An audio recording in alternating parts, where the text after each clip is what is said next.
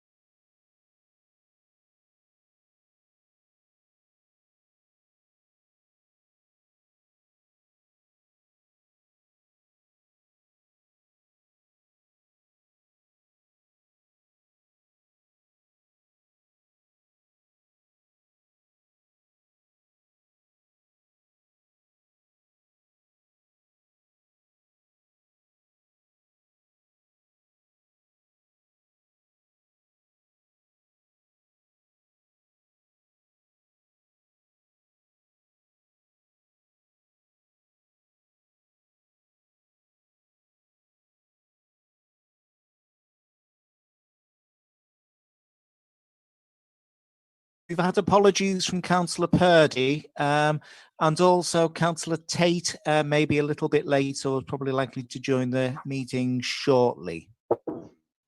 Thank you. Does anybody have any declarations of interest? None have been received, Chair. Okay, item 3, the minutes of the last meeting. I've got one issue there. The election of the deputy chair is down as Councillor Whitehead, but he's been put down as being a member of Derbyshire Dales. Do apologise, Chair. We will, of course, make amends on that one. Okay, thank you. Any other issues on minutes of the last meeting? I'll go through a page at a time if you like. So page 1, page 2, page 3, page 4, and that's it. Everybody okay with the minutes? Can somebody move that they be accepted and approved as a full and true record? Richard. Thank you. Second. Members content? Good. Okay. Thank you. So the next item, item 4, is the quarterly service report. Please, Nikki. Yeah. Hello, everybody. Welcome. You should have all received a copy of the Joint ICT quarterly service report and be familiar with the format by now. I'll provide a brief overview and some opportunity to ask any questions. Sorry, Chair, just before we begin, just to remind members that a revised version of the text was sent out today, so that's the version that will be presented. Thank you, Chair. Thanks, Alan. Alan, can you just check everybody's muted? I don't think I am, actually. Yes, I think that's why, Chair, everyone's muted until you good. want something to say, and if members could remain on camera. Okay, thank you. Okay, thank you. So the report covers the last 6 months, April to September. I think we didn't have the one after the quarterly one, quarter one. So it covers the 6 months. Regarding number of incidents and service requests that the joint ICT service received, it remained high throughout both quarter 1 and quarter 2, with July seeing the highest combined total of incidents and service requests being raised over the past 12 months. There has been on average an additional 230 incidents and service requests being raised per month in comparison to last year's average. So it sort of shows the increase that we're having to deal with at the moment. Increase is mainly due to the additional requests due to coronavirus lockdown and the associated changes that have gone on to facilitate remote working, and we're continuing to work through those. Outstanding calls. The total number of outstanding calls has remained consistently high over the past 6 months. It's due to continuing the high numbers of calls since the COVID outbreak. It's likely to take some time to reduce the outstanding call lists to the pre-COVID levels that we would expect project work and or future SLAs possibly to be impacted by this additional work that we need to backlog that we need to get rid of. Regarding the service level agreements, as anticipated, there were some breaches to the SLA seen during quarter 1 due to the increased workloads due to coronavirus and the business continuity activities. However, it was minimised to only 2 breaches, and the first one in April, which was for Bolsover, was only just less than 1%. We missed the SLA by 1%. However, in May, Derbyshire Dales didn't meet the SLA by 9.2%. After May, there were no breaches of the SLA between June and September, so no breaches during quarter 2. SLA for first-time fixers were not breached during either quarter. Outages. During the 6 months, there was just the one priority 1 outage in August. This was due to a fault with our internet service provider. During this outage, the OpenVPN connections provided some resilience, and the outgoing internet connections were diverted through alternative connections to maintain business continuity. If we move on to project resources, the percentage time spent on projects was on average over the 35% target during quarter 1, but percentage time spent on projects during quarter Q2 was lower than normal as resources were diverted to resolving outstanding calls. The report has a summary of the major projects highlighted, and the Appendix 2 will provide more details. Regards to the budget, currently there's some overspend with the employee costs side of the budget. This is due to additional restructure costs which have been taken this year. We are confident that this should be accounted for by underspends due to delays in recruiting to vacant posts and some of the training budget that's not required due to the funding we got from the LGA. Transport budget was underspent. As you'd expect, there isn't as much travel going on due to COVID-19. However, we haven't had the ICT fan charges yet. They always come in at the end of the year. Regards services, that is underspent at the moment. That's really to do with bills get charged yearly at different times of the year. Also that some internal ICT recharges have not yet been completed.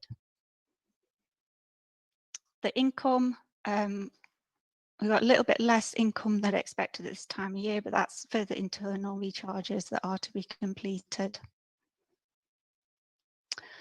Regarding the cost savings plan, I think we've mentioned this before. We're currently investigating moving northeast telephony to the SIP away from the ISDN lines that they've got.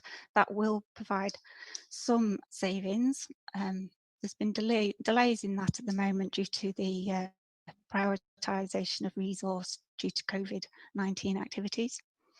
We're currently still in the process of installing a new joint internet connection, which will deliver cost savings of just under 3,000 per year and the improved internet bandwidth, although this will not be until September next year. And there will be some overlap whilst we have the two links up at the same time. Regarding security breaches, there's nothing major to report. I think we had an iPad that was stolen, and we had some application vulnerabilities which we've been able to patch. Regarding service development, we've appointed a new administration assistant to the post after the lady retired, and we've recruited. The recruitment of the technology officer post is currently in progress and should be completed by the end of this month. The recruitment of the senior application development officer post is currently on hold. Has anybody got any questions, further questions or queries about the report? Councillor Hughes, you've got your hand up. Dave? Yeah, thank you, Chair. Yeah, so just really, there's one comment, and that is, a few months ago, I asked whether we could have a short briefing note on the individual projects that were going ahead, because it would be quite difficult from what is in the project status register to brief anybody else, for us to brief anybody else on the impact of any changes in the status, because we don't, I mean, I really don't know what each of the systems is doing and what its outcome is intended to be. So I couldn't, for example, brief my group members or full council on the impact of, say, one of the red alerts, RAG ratings in the report, and I was wondering whether it was possible, therefore, to do just an overview, a paragraph on each one of those, on each of the systems that's being developed, or a paragraph on each of the ones in the report, that would give us a fuller understanding of what that system does and the impact of any delay in that system. What we have added is a column to the report, although I know it's very small when it comes to you, to try and explain a little bit more about what the project is for, or why we're doing the project. I'm not sure if you've seen those, or if you prefer me to just go through a bit of an overview of it. That's perfectly fine. I just don't want to go into too much detail to if it's not relevant to everybody, but I'm happy to to go through the report if you prefer the project register. No, I don't particularly. I wouldn't want to go through it at the meeting because, as you say, it wouldn't be relevant to most people. But I think when a project is started, it would be very useful to have a sort of project document created that was available to committee members. Yeah. Which outlines what it's intended to do and what its output is, and the main constituent parts, which are then would be referenced in this report. Something along those lines, I think, is what I'd like to suggest. That is perfectly fine. We do every time when we put a project, before we put a project on the project register, we have a project brief which goes through the scope, the costs, etc., and what the purposes of the projects is, which will highlight all those things. Some of that might not be relevant, but maybe that's something that the members need to be more visible, or we could have a cut down version that you see so that you can understand why the projects are going ahead and what the priorities, etc., are. Yeah, that's exactly what I would hope to see. I think, given that we do need to be able to report back to our full council meetings on various things. Yeah, I mean, we can look into that. Look into how we could send that out to the relevant members, so you're fully aware of what's going on. Thank you very much. Yeah, no problem. Thank you. Yeah, thanks, David. I've got no other hands up. Are there no further questions? Yeah, two more hands, Chair. Oh, I can't see them on here. Right, Councillor Tate and Councillor Whitehead. Okay, Councillor Tate then, please. Yes, thank you very much.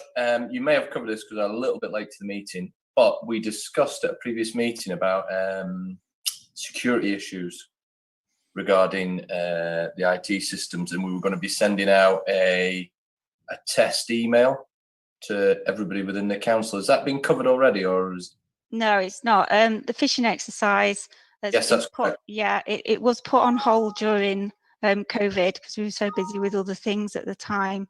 I did send out some emails. I think you may have seen the phishing emails to try and do a bit of a training in the interim until we get that phishing exercise completed. Yeah, I don't know if you saw that. There was a link to YouTube which was to give an explanation of phishing and trying to prevent people from clicking links, etc. So yeah, it is on a high priority, but we've got some other issues that we've had to deal with, obviously, during COVID time. Okay, thank you. Councillor Whitehead. Yeah, thanks. Thanks, Chris. Yeah, just to support Kevin on that one. I mean, I've personally been affected by some phishing emails, so it's in the news that it's on the increase. So that's certainly something that we need to step up and consider. And again, just to support David, I think that approach, what Nicola's just described, is the best approach of issuing out the details and the descriptions. And if councillors want to dig into the details, it gives them the ability to do so. Nicola, on the I'm just going to have to pull up my screen, but on the status report where we've got the RAG, there is a project description or update. I think if we could have a few more words, not War and Peace, but just a couple of sentences, and making those updates meaningful. That would be our go-to place to get a brief update in terms of where we are, if that makes sense. That's fine. And I know sometimes we use it as a technical sort of document as well. So obviously, yeah, the guys do put things in that perhaps don't make sense to everybody if you're not on the project. So completely, yeah. Appreciate that. We can work on it, and me and Kristen are working on better, more efficient ways that we can produce things. We are looking at Kanbans and different ways of producing these reports which make more sense to everybody and are more useful. So yeah, bear with us, but we can certainly do that. Yeah, thanks, Nikki. I can't see anybody else, Alan. Have you got somebody on your screen? Speakers. Alan, you're muted. I certainly am, Chair. Do apologise. No, I can't see anyone else. Okay, well, thank you very much for that, Nikki. So we'll move on to item 5, which is just a verbal report. We haven't got any papers on this, have we? And the question is, why Microsoft / Office? Over to Yes, you, Chair, Nikki. you're now about to receive a presentation rather than actually any report as such. Okay, thank you. Yeah. Just bear with me, I'll just share the screen for you. Yeah, Joe's just going to share the presentation for me. Hopefully, there's a little YouTube clip in the middle, which I just hope will make. Apologies, I'm That's okay. That's okay. Can you see that now? Yes, that's brilliant. Oh, it's right, okay. Okay, yeah, it's a presentation. I think when we, that's fine. Just presentation, I think you'd asked about to see sort of what Microsoft 365, Office 365 could do. So I'll just go through it. There is a YouTube clip that Joe's going to try and put on the screen for you to see, and hopefully it will just help you try and understand what collaboration, what teams could do to help you collaborate. So hopefully it comes across with this. But yeah, if you could go to the next slide, please, Joe. Thank you. So just to recap why we were looking at Microsoft or Office 365. If you remember back again, please. Sorry. If you remember back in November's committee meeting, I did a presentation advising the committee that we will need to move to Office 365 before April 23, as the version of Microsoft Office we're currently licensed for will no longer be supported by Microsoft. And also to acknowledge that there will be significant additional yearly revenue costs to the Office 365 licensing, and which will need to be accounted for in annual budgets. Also that there'll be a significant amount of resources required for the migration and adoption of Office 365 across the councils, not only for the joint ICT department, but also for members and staff to learn and adapt to new ways of working. You asked to see what sorts of additional benefits Office 365 could provide to the council, and since November, a lot has changed due to COVID, with additional requirements for staff to be able to work effectively and safely remotely, and for councillors to represent the wards whilst maintaining the social distancing. The requirement for Microsoft 365 has become even more important in helping the council perform effectively remotely and in a more agile way. Could we go to slide 3, please?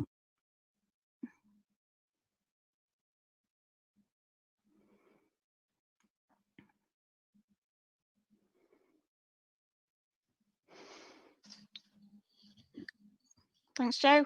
Okay, so before we go any further, I just want to explain that Microsoft renamed Office 365 to Microsoft 365.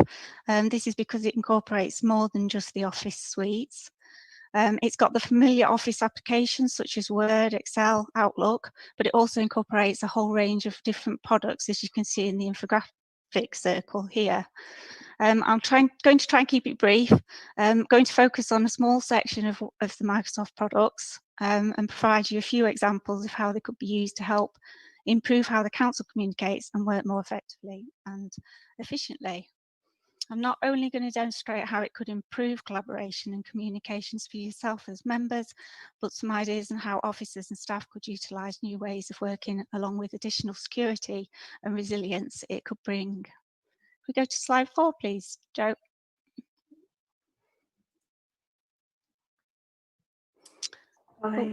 That's fine. Okay, so Outlook Exchange Online. Office 365 allows us to put emails in the cloud. You'll receive a large mailbox up to 100 gigabit.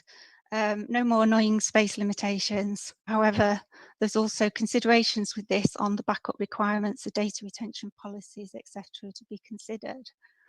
It does have some, on the E3 license that we will buy, it will provide some basic methods to try and prevent the loss of data. For example, detecting data that may have bank account details or sensitive information and preventing it being copied or forwarded. However, this again will need configuration and policies to be put in place to be effective. There will be some increased resilience, but this will also require increased security. So having Exchange in the cloud could provide greater resilience and improve business continuity in the event that the on-site premises were lost or disconnected. However, this also increases the security threat, as controlling access to the data in the cloud is more challenging. So Exchange Online, it won't necessarily give you all the staff any notable or amazing improvements to how you work, but it is necessary to move to more effectively utilise the other Microsoft 365 products. Can we move to the next slide, please? Thank you.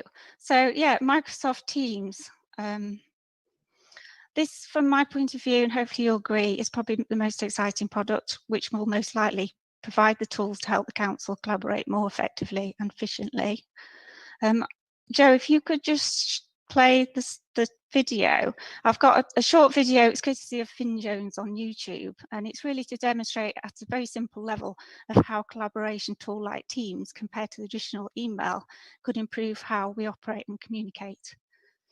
Okay, just bear with me. Yep.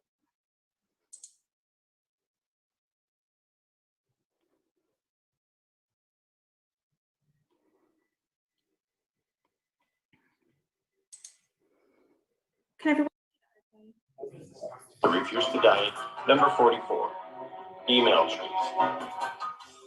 Let's keep this simple. You need to make a decision, but need the input from 4 team members. So you draft an email and send it to the team. Person number 1 replies to all. So does person number 2. But 3 and 4 only reply back to you. In addition, person number 4 who thinks they should have a say in the decision as well. Person number 5 replies to everyone. You gather all the feedback and send a synopsis back out to everyone. You also receive emails from persons number 1 and 2 asking why number 5 was included in on the discussion. You reply back to them that, although not ideal, it'll be okay. Person number 5 also forwarded the email to person number 6, who at this time also replied to all, but didn't get the last email. So to include her, you forward her the last email and CC everyone else just to let them know that person number 6 on the discussion now too. You now email her. Asks for one small change. You agree, make the change, and email everyone again for an agreement. Everyone emails you that they agree. By the end of this madness, 61 emails have been sent to make one decision. That certainly is not collaboration at its finest. How can we avoid this in the future? Instead of sending an email, you ask a question in a collaborative environment. Everyone responds and reads each other's responses and suggests that person number 5 and 6 be invited, which you do. They too read the thread, add their 2 bits, and everyone is on the same page. You make the final decision. Person number 6 adds the change, you revise, and everyone buys off. Done. Now think about how much time your team saved by using this collaborative space. Multiply that by the number of in-depth conversations you have in a day, and you can see the savings.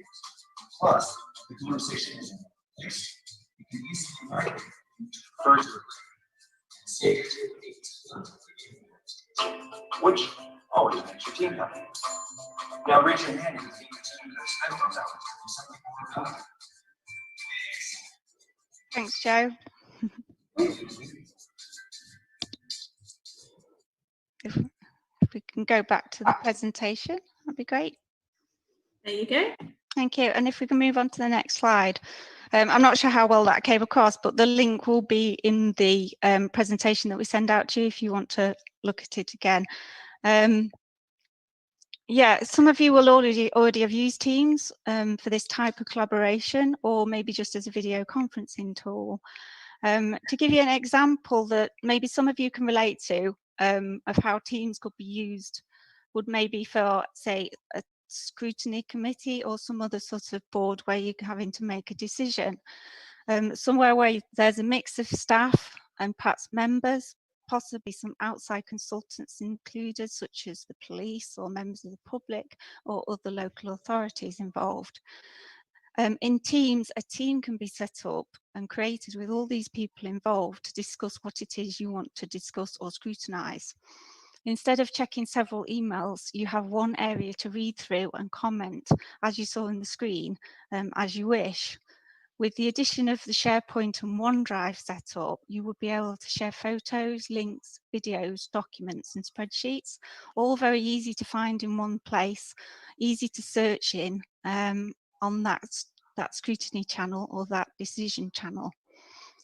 Meetings could be scheduled and you could quickly join together in a video or an audio conference with these members of this team, so that you could discuss the work further.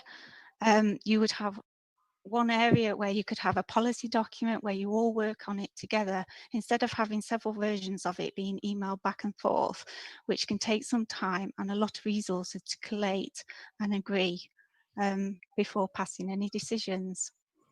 For staff who have laptops and mobiles, they will be able to access Teams on different devices in real time.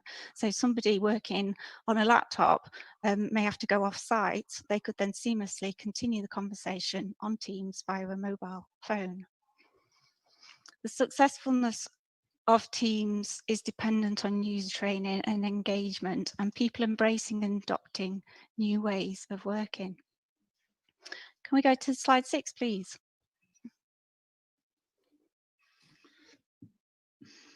Okay, I'll just have a brief overview of the other products that come along. There are lots of products on there, and I don't want to go into too much detail for you.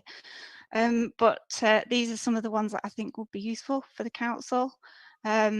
You will have access to the latest Office products, such as Word, Excel, PowerPoint, not having to buy further licenses to keep up to date.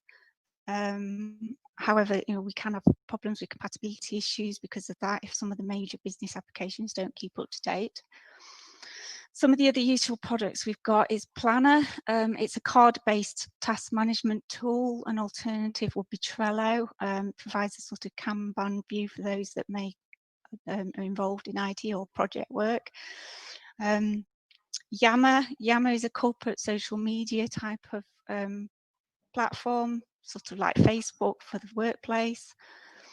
Forms can be used to produce surveys. We've got SharePoint. SharePoint is a document management area. You can have intranets and websites on there that quite easily could be created. You can access files remotely. For example, you could have the policy documents on there and be able to access them from your iPads, mobile phone, etc. Microsoft Bookings looks quite interesting. It's potential that you could schedule appointments, maybe something the contact centres could use to offer appointments, taxi licensing appointments, MOT bookings, those sort of things. And then there's Power Apps, which could be used to automate tasks, and it could be used by the developers potentially. Can we go to slide 7 now, please, Jo? Thank you. Thank you. Okay, along with the licenses that we will purchase, there will be some security and tools which will help IT to manage the data and the devices.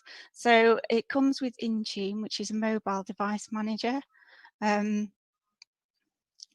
This will enable ICT to manage mobiles, tablets and iPads and laptops far more effectively and securely. For example, it will reduce the need for you to bring your iPads in just to get an update or an application installed. Also provides some sort of conditional access where we can restrict what devices can access what data. So in the future, there's potential to use this for bring your own devices if that's something we wish to do. It will also allow ICT to regain some control over the cloud, bring back visibility and management of our data.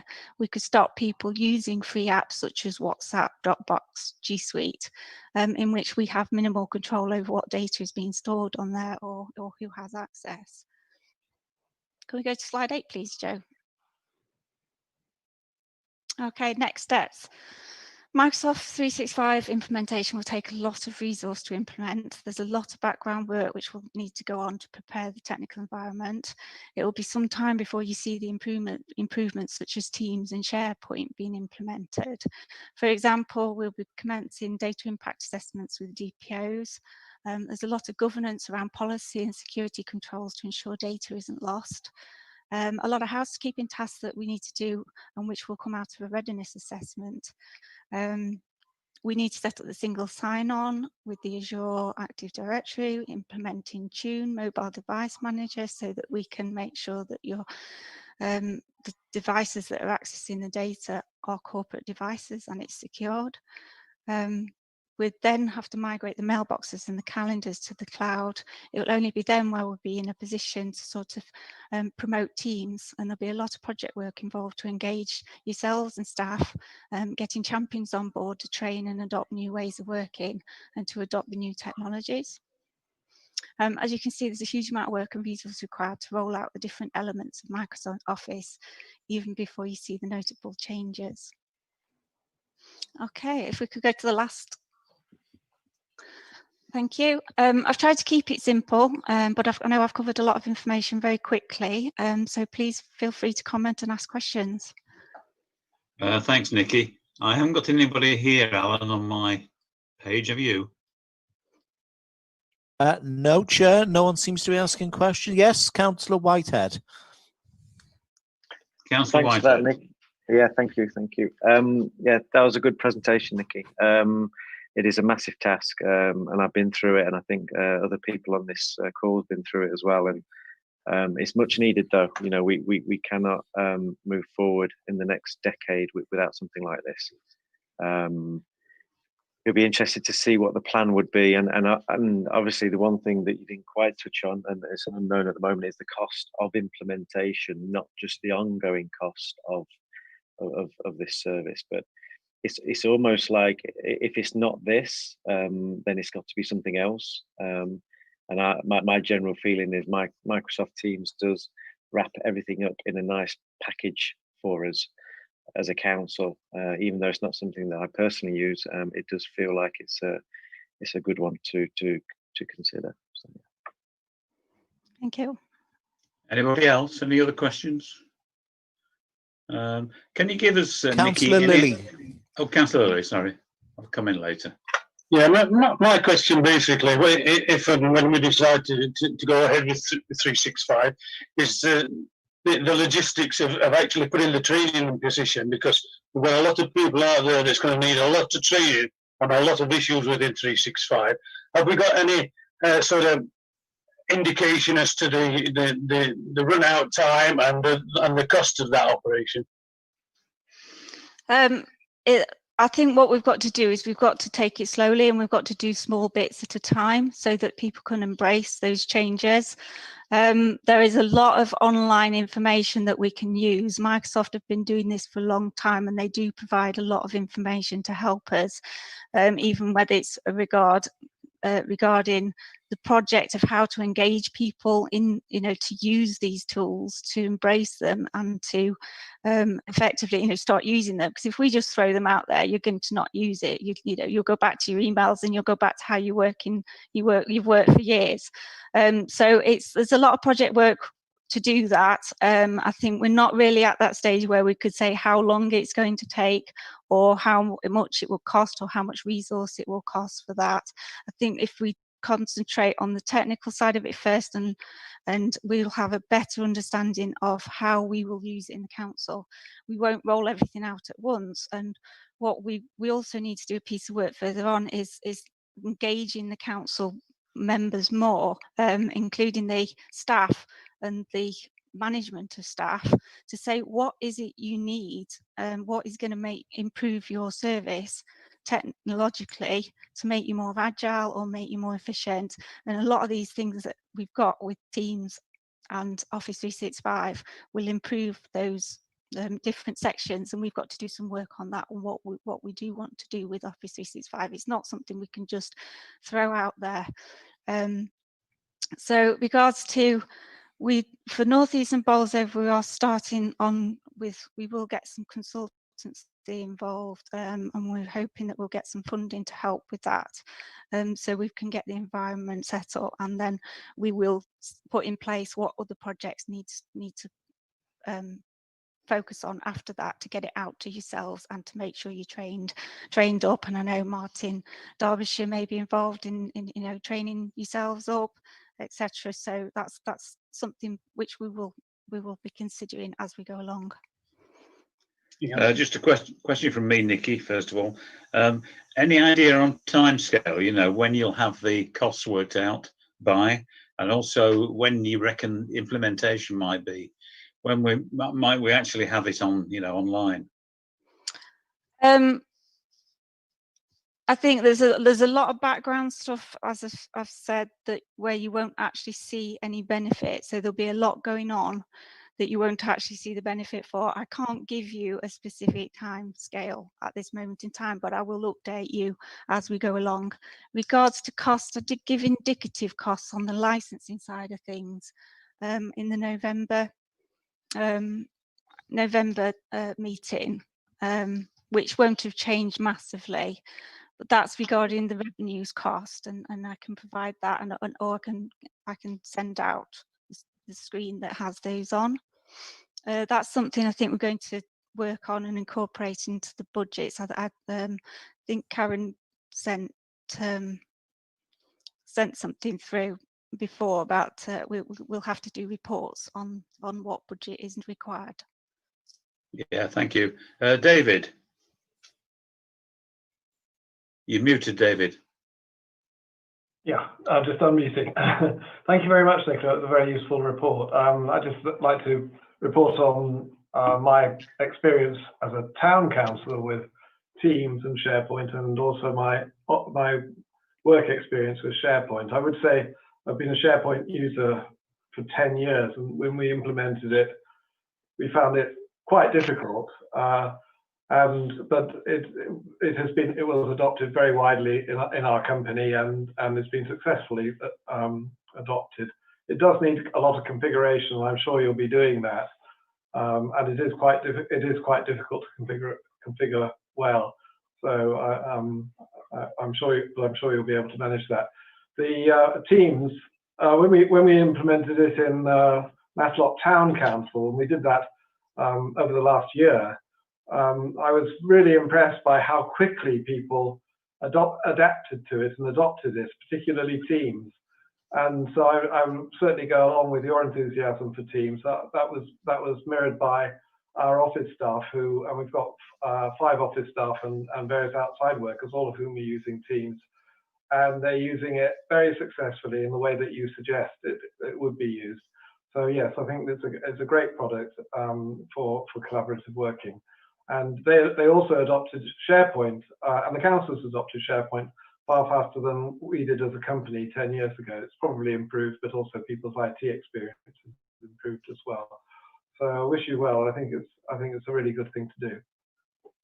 Yeah, thanks, David. Any other questions? Yes, Councillor Whitehead, Chair. Councillor Whitehead. I don't know why they're not coming up on my screen, Alan. Anyway, as long as you're keeping tabs on it. Absolutely. Thank you. Nikki, it might be wise to have a top level critical path, over the next few years of what it could look like. And then maybe some milestones in there, what decisions you're going to need to progress, maybe things that you can share, whether it's this committee or the councils. So yeah, I think that would be useful. What was the other thing? Or something else? I forgot it now. I think that was it. Thank you. Yeah, no problem. Thank you. Okay, thank you. Anybody else? No other questions, Chair. Okay, thank you. Well, thanks very much, Nikki. We can see that you've got a lot of work ahead for you in the next few months and years. But a very good presentation and much appreciated. Okay, we'll move on to item 6, which is urgent business. Have we got anything, Alan? Not that I'm aware of, Chair. Okay, the final item is the date of the next meeting, which I believe is February the 8th. Is that right? That's correct, Chair, yes. At 2 o'clock. That's it, Chair. Okie doke. Okay, well, thanks very much for everybody for attending. And we'll now close down, I think. Bye, everybody. Thank you, Chair. Thank you.